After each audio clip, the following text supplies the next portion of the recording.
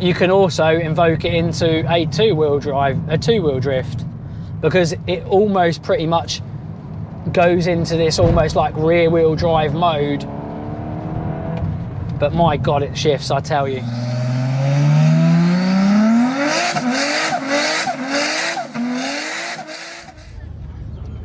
Hi guys, Alex Peak Performance Reviews. Welcome to another vlog and welcome to another car review. Today I am in the Golf R 20th anniversary edition. I'll tell you a bit more about it on my drive. Yeah, let's not babble on about too much. Let's get on and drive, and I'll let you know what I think of it. If you've got any questions, hit us up in the comment section and I'll be sure to answer them. So yeah, I'm out in the new Golf R 20th anniversary edition, and you'll probably notice that I am in a different one to what you'd have seen from my intro, but it's the same car. I'm in a striking blue colour car now, but yeah, it is exactly the same car. 20th anniversary edition being that there are some small subtle changes. Obviously you are buying effectively a more exclusive car. Other than that, there's not lots of changes, but there is a power hike. It's only about 12 to 15 horsepower. Links in the bio to all the tech spec, and it is only 1/100th of a second quicker in the 0 to 60 sprint. I'm not going to test that today, but the other fundamental differences do apparently make this car a little bit more sprightly. It rotates a little bit more with this active torque and biased rear diff, so it should prove to be quite a beast, and I'm looking forward to driving it. Obviously automatic car, as all of these Golf Rs are, and it has this button where you can change on the screen for your different modes: comfort, sport, race, drift, special, which is Nürburgring mode, which will probably be really good around this hill climb circuit in Millbrook, because it probably will mimic the undulations and bumps and lumps that you'll get at the Nürburgring. It slackens off the suspension. This has active suspension, so this should make a good bit of difference. At the moment I'm just in the normal mode. I'm going to put it in comfort just to see how it feels. Definitely feels a little bit quieter. The valves just quietened down. Into sport, you'll notice a little bit change. Throttle response all of a sudden changes, and the steering weight does change as well. Going to go up into race mode, which I'm now in. You can definitely hear that the valves are changing the sound of the way the car sounds, and audibly the car feels a little bit quicker now as well. Suspension obviously a little bit firmer, but I'm not going to put it in drift mode, but I am going to put it in Nürburgring, which is special mode, and you straight away hear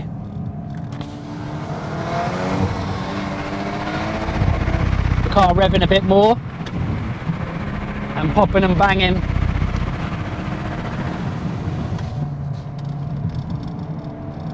And being a bit more aggressive on the shifts.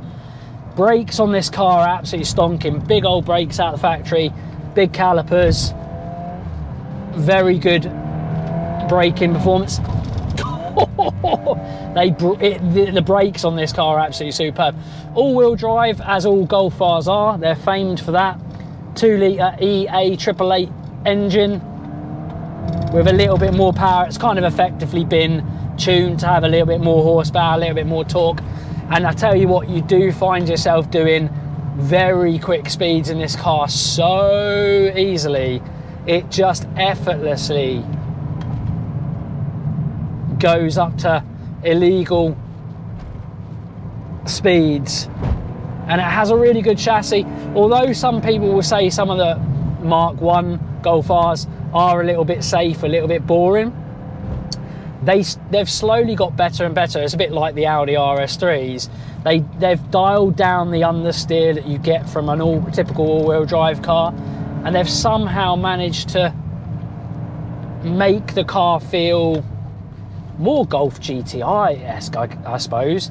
And I like that, because Golf GTIs are my favourite Golfs. I prefer them over a Golf R all day long. However, the last iteration of the Golf R I massively rated. It was a bit more like the new chassis in the RS3. The car would rotate a lot more easier. You'd get less front wash away, stroke understeer, and you have much of a muchness in this 20th anniversary edition.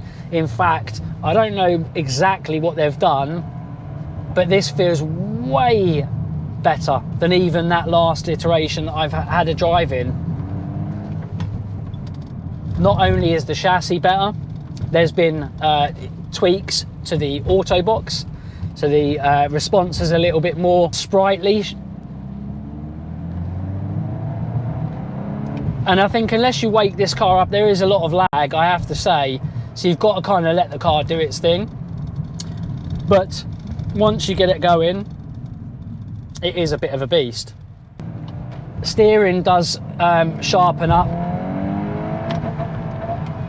It's in an auto mode now. The gearbox has had some changes done to it. It has been made a little bit more sprightly by the bods at Volkswagen.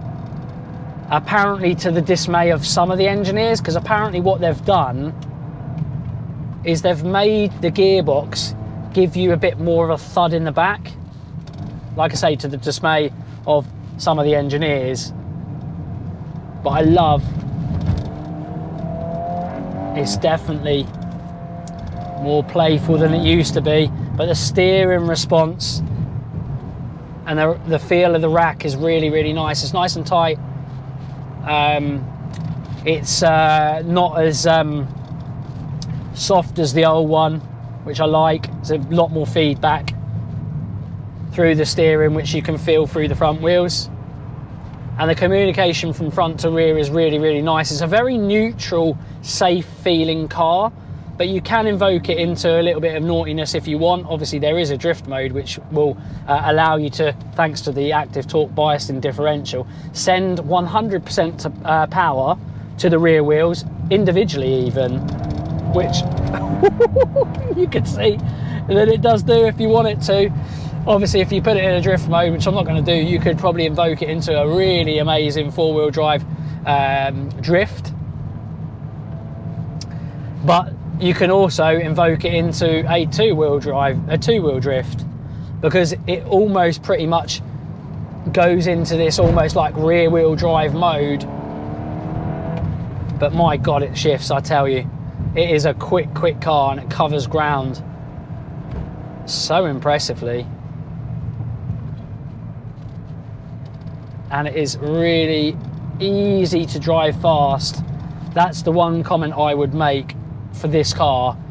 It's so effortless to drive fast, basically, and a lot of people will love that. I like probably a bit more of a naughty car, but I love the fact that if you want to, on the touch of a button, you can pretty much make it like a rear-wheel drive car that will drift. And actually, in this kind of country, to have the ability to have lots of grip whenever you want and have a really accustomed, clever, safe four-wheel drive mode, which this has, it's actually really good. It reminds me a little bit of the new X-Drive BMW M4 and the M3. You can have a bit of, you know, the best of both worlds. A little bit of sideways action, but the safeness of an all-wheel drive car, which you'd expect. And overall, it's a brilliant car.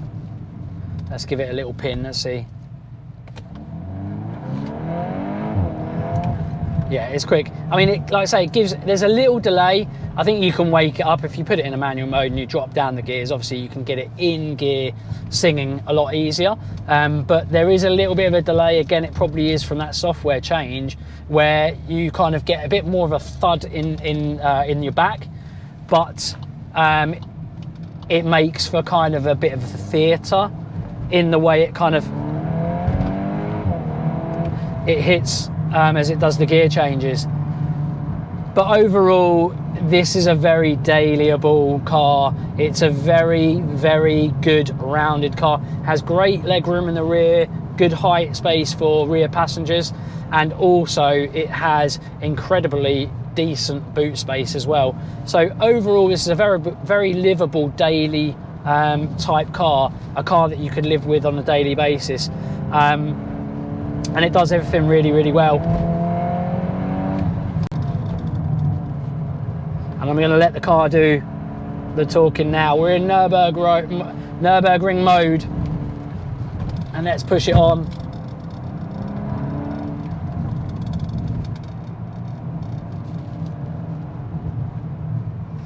I'd love to one day see, I mean, it's not going to happen in this modern day and age, but to see a Golf R like this with a manual box, I think it would be brilliant. Don't get me wrong, this auto box is absolutely superb. But I mean, this car is, brakes are amazing, chassis is good, you can correct. It's a brilliant car, and it's just, it's a safe but fun car, which is really good. So it can make anyone look like a hero and really look after you. So you can have a really fast car that just looks after you. And I say, as a daily car that you can have in all weathers, this is nearly pretty much as good as it gets. It's a brilliant hot hatch, and the grip levels are absolutely mind-bending. And it's a weapon. It's a great machine.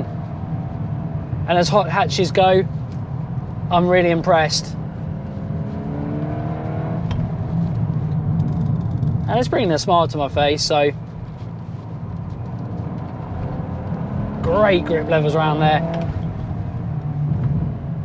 And yeah, it feels very safe, but you can feel it just, you can kind of invoke it into a little bit of a oversteer, understeer, bit of both, you know, little four-wheel drive drift. And it does it so well, and it just really looks after you.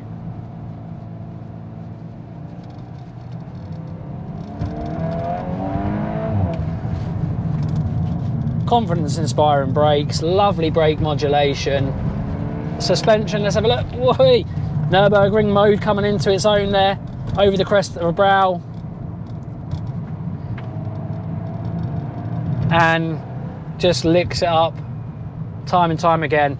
Great car, responsive, lovely motor, great steering, brilliant chassis, the best Golf R yet, without a shadow of doubt. Brilliant car. Like I say, if you want a playful two-wheel drive car, this isn't for you. If you want a really good happy medium of both safeness and naughtiness, this is a perfect car. It really is the kind of car you want and hot hatch you want.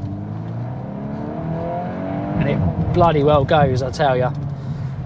And it's really impressive. And yeah, I will give this a peak performance reviews rating of 88 out of 100 in its segment. Really impressed.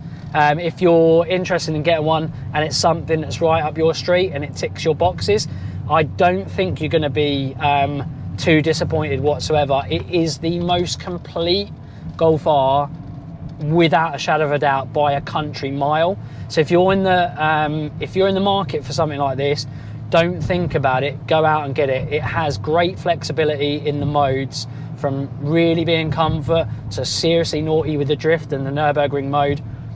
But it's so accomplished and so safe and lovely when it needs to be, that for me it can be a no-brainer, and it is really quite something, and I absolutely adore it. Guys, I hope you enjoyed the review. As always, like, share, comment and subscribe, and we'll see you again on the next one. Bye for now.